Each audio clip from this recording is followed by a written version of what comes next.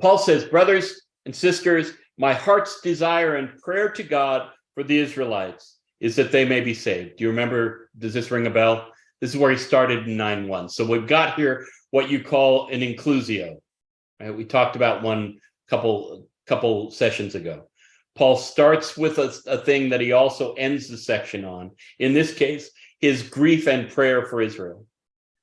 My heart's desire, my prayer to God for Israel is that they may be saved. I bear them witness that they have a zeal for God, but it is not enlightened. I was very, very good studier. I was a zealous student when I got that D, but I still misread.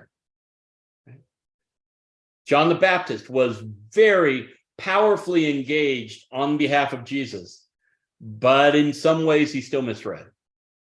That's what Paul's saying about them. For being ignorant of the righteousness that comes from God and seeking to establish their own, they did not submit to God's righteousness. For Christ, and this is the key verse, Christ is the telos.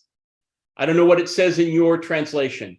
Culmination is one, end is one, but telos is a purpose, what it was built for.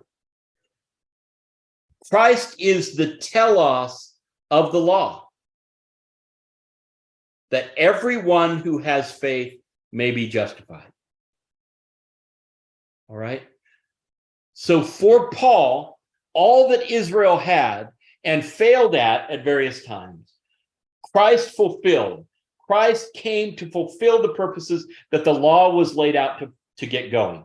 Israel was supposed to be a light to the nations. They most of the time failed at that. Just like churches now fail at being a light to the culture around us, right? They often failed at that. Jesus came and actually fulfilled it. And so Paul calls Jesus the telos of the law, what God set out to do in the first place. Since that's been accomplished, the specialness of Israel hasn't ended, but everybody gets to be in on being a light to the world.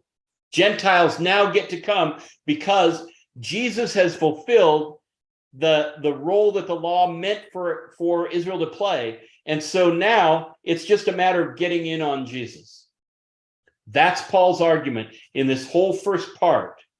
He uses scripture to level the land again and culminates it in Jesus, who is the telos of the law.